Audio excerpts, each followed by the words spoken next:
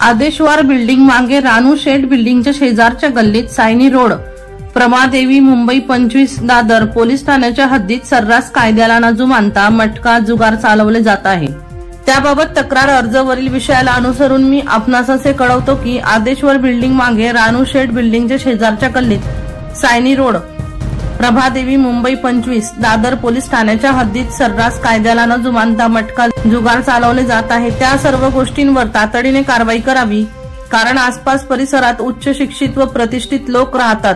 त्यांच्या मुलाबाळांवर या सर्व गोष्टींचा दुष्परिणाम होत आहे।